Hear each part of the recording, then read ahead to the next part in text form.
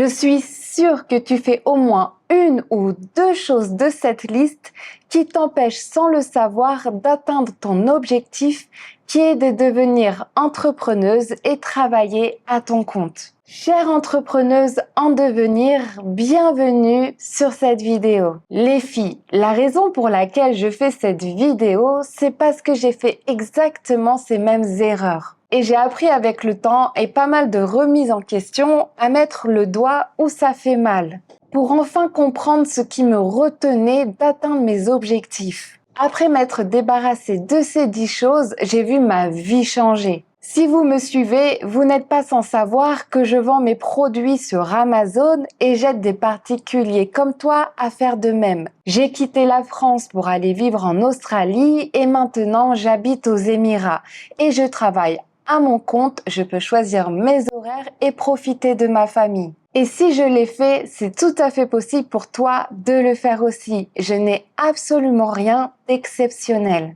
Alors, travailler de la maison, c'est vrai que c'est un petit peu tentant de ne pas respecter ces règles puisque personne nous voit, mais c'est aussi pour une raison d'estime de soi. Alors, c'est parti. En numéro 1, fais-tu plutôt ça ?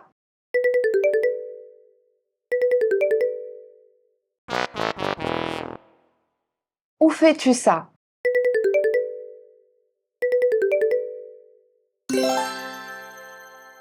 Ce sont deux choses différentes, non ? Maintenant, pourquoi c'est important de savoir si tu réponds à ton téléphone ou pas ? Sincèrement, honnêtement, j'en ai rien à faire. Que tu répondes à ton téléphone ou pas, ma vie va pas changer pour autant. Mais c'est l'un des points qui m'empêchait personnellement à pouvoir évoluer dans l'atteinte de mes objectifs. Le fait d'être dérangé toutes les 5 minutes par le message de la maman, par le message d'une copine ou autre, de vouloir y répondre et de me déconcentrer totalement sur ce que j'étais en train de faire. Et en plus, être dérangé en plein travail, ça va te demander de te rappeler là où tu en étais. Donc la première chose à faire si tu veux réussir, c'est de mettre ton portable en silencieux. Tu le mets en mode silencieux et tu répondras à tes messages dès que tu auras fini de travailler sur ton business. Tant que ton bébé et tes enfants vont bien, c'est le principal.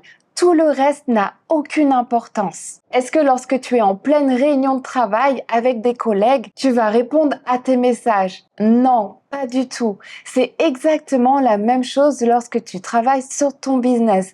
Et c'est d'autant plus important que c'est ton business qui va certainement te donner la liberté financière que tu attends. Donc s'il te plaît, ne le prends pas à la légère. C'est ce que je fais personnellement et sincèrement, les personnes ne m'aiment pas moins pour autant. En numéro 2, mais encore, c'est quelque chose dont je n'ai rien à faire si jamais vous ne le faites ou ne le faites pas. C'est pour vous au final. C'est pour vous donner le plus de chances de réussite dans votre projet. Et c'est un point, je l'avoue, qui m'arrive de temps en temps à faire encore. Et oui, je suis loin d'être un ange, je te le dis pour que ça ne devienne pas une habitude. L'habitude de travailler avachi sur le canapé. Au lieu de se mettre face à une table, de travailler avec la posture bien droite et bien assise. Il ne faut pas oublier que le canapé est synonyme de relaxation, détente. Et pas du tout synonyme de travailler dur pour créer son business. C'est bien pour ça que de travailler sur un canapé avec son ordinateur sur les genoux qui n'est pas vraiment stable n'est pas vraiment une bonne idée. Il est préférable de t'installer vraiment proprement, bien droit devant une table avec ton ordinateur, de prendre le temps qu'il faut pour faire les tâches à faire de la journée et ensuite seulement aller se relaxer avec son chéri sur le canapé par exemple. N'oublie pas chaque chose en son temps. Numéro 3, et ça c'est quelque chose que je ne fais jamais, sauf en cas de force majeure, qui est de manger en travaillant. Alors oui, c'est tout à fait tentant de faire deux choses en même temps et de gagner du temps entre guillemets. Mais ce n'est pas bénéfique d'une part pour ton business puisque tu vas pas vraiment être concentré à manger ton gâteau et d'une autre part pour ton poids. Pourquoi pour ton poids? Parce que lorsque tu vas manger et être distraite en même temps, tu vas pas donner le signal à ton cerveau que tu as mangé. Tu vas pas donner la sensation de satiété à ton corps. Du coup, tu ne vas pas hésiter à prendre 1 ou 2 gâteaux supplémentaires alors que c'est quelque chose que tu n'aurais pas fait si tu étais concentré sur ce que tu mangeais. Alors si c'est quelque chose que tu fais tout au long de la semaine, je te laisse imaginer comment ça va impacter sur ta prise de poids au final. Le fait de prendre du poids ne fait plaisir à personne, on va pas se le mentir. Du coup, ça va te rendre de mauvaise humeur. Le fait d'être de mauvaise humeur va impacter forcément sur l'avancée de tes objectifs, puisque tu vas être déprimé. Donc ce conseil est d'autant plus important si tu fais attention à ton physique, si pour toi le physique est important. À ce moment-là, fais bien attention à ne pas manger lorsque tu travailles et au contraire à en profiter pour prendre une pause. Numéro 4, quand tu compares ça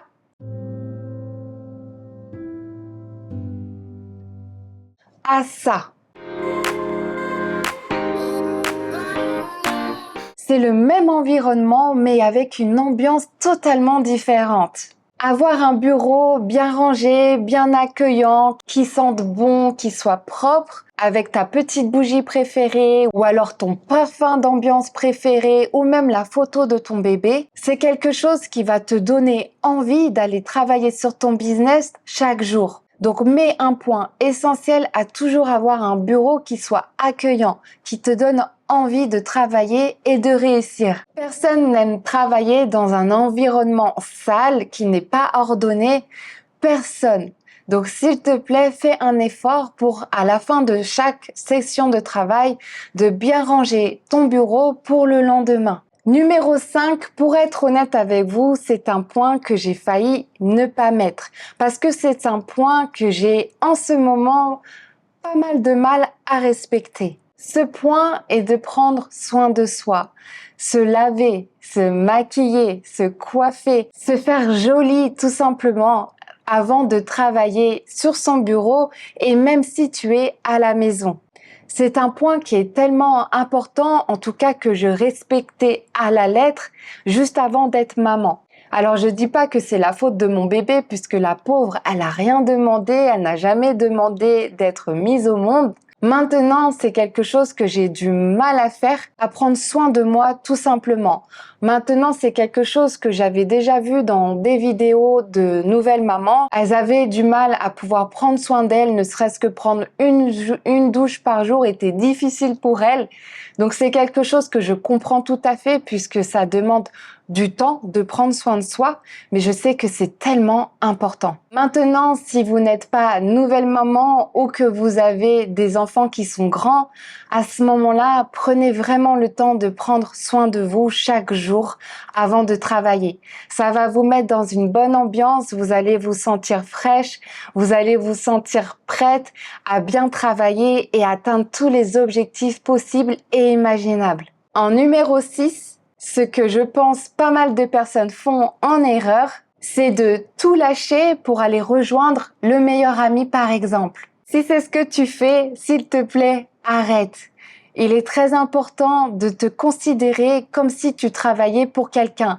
Si tu travailles de 8h à 17h, en aucun cas tu vas dire à ton patron « Oui, je dois partir plus tôt parce que j'ai mon meilleur ami qui m'a invité à un événement que je ne peux absolument pas rater. » Non, tu ne vas pas faire ça. C'est exactement la même chose pour ton business et c'est d'autant plus important. Donc, s'il te plaît, si tu as quelqu'un qui te donne un bon plan, soit tu lui dis d'attendre et que tu finis de travailler sur ton business, soit tu dis non tout simplement parce que tu dois atteindre tes objectifs et pouvoir un jour choisir tes propres horaires. Donc ne te laisse pas distraire par tes amis qui vont potentiellement te demander comment tu as fait lorsque tu vas réussir. Numéro 7. Bon, c'est un point un petit peu bateau, mais tellement oublié et tellement important.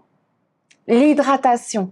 Moi-même, je suis fautif lorsque je suis dans mon travail et que j'ai un petit peu de stress et que je suis concentrée à 100%, j'oublie totalement de m'hydrater. Alors heureusement, j'ai mon chéri qui m'aide beaucoup à me rappeler de boire chaque heure et il me donne même une limite de temps pour pouvoir finir ma bouteille d'eau. Maintenant, si tu n'as pas cette chance d'avoir un chéri comme le mien, à ce moment-là, ce que je te conseille de faire, c'est de mettre une alarme sur ton portable chaque heure pour te rappeler de boire un grand verre d'eau. L'hydratation, c'est tellement important, c'est ta santé physique, donc la santé mentale est importante pour pouvoir bien travailler, mais la santé physique aussi est une grande importance. Donc ne néglige surtout pas l'hydratation. Et de plus les filles, ça fait une jolie peau bien lumineuse. En numéro 8, es-tu plutôt du matin ou du soir? Il est important de savoir que le meilleur moment de la journée pour travailler et être efficace, c'est le matin. Et non, je ne vais pas parler de se lever du bon pied ou du mauvais pied. Peu importe avec lequel pied tu t'es levé ce matin, ce qui est important à comprendre, c'est que c'est au petit matin que tu vas avoir le plus d'énergie, où tu vas avoir les meilleures idées.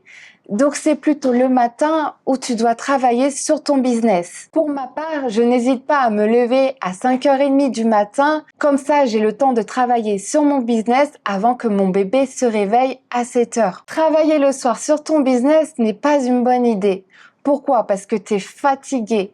Du coup, tu vas prendre des décisions qui ne sont pas forcément les meilleures. Donc, je te conseille de te lever 1 heure ou même 2 heures à l'avance et de travailler dans les meilleures heures pour ton business, c'est-à-dire au petit matin. Numéro 9.